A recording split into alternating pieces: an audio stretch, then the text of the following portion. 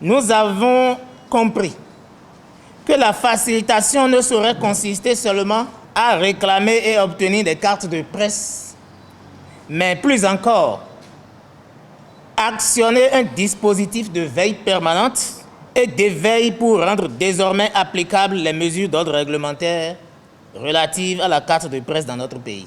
Je voudrais vous rappeler que les avantages liés à la détention de la carte de presse ne sont pas une innovation au Bénin, mais que cela existe dans presque tous les pays, notamment les pays voisins avec lesquels le Bénin n'a rien à envier en termes de promotion de la démocratie.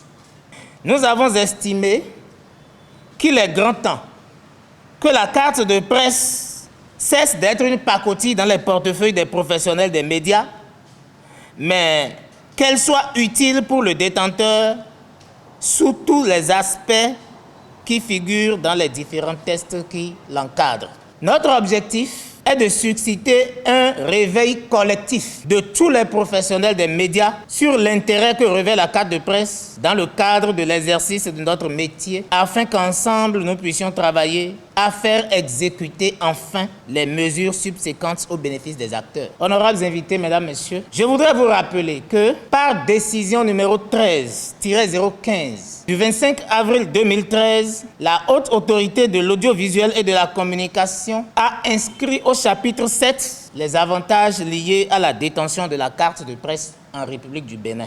La Constitution de la République du Bénin, qui a créé la HAC, lui donne pour mission principale la promotion et la protection du secteur des médias avant la régulation. C'est pour cette raison qu'après la délivrance des cartes de presse, lesquelles ont subi cette fois-ci une réforme majeure, nous trouvons important et utile non seulement d'attirer l'attention de la Haute Autorité de l'audiovisuel et de la communication sur la nécessité de mettre en œuvre les dispositions réglementaires au bénéfice des professionnels des médias afin de rester en phase avec sa principale mission qui est de promouvoir et de défendre la liberté de la presse. Il faut saluer l'activité de tout le monde, y compris également que c'est un combat collégial.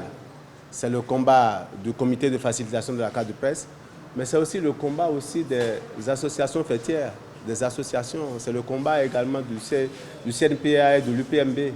Donc nous avons travaillé la main dans la main. Nous avons un fantassin qui est devant, en la personne de notre confrère Michel, qui est aussi membre du CNPA. Donc aujourd'hui, c'est l'aboutissement d'un processus.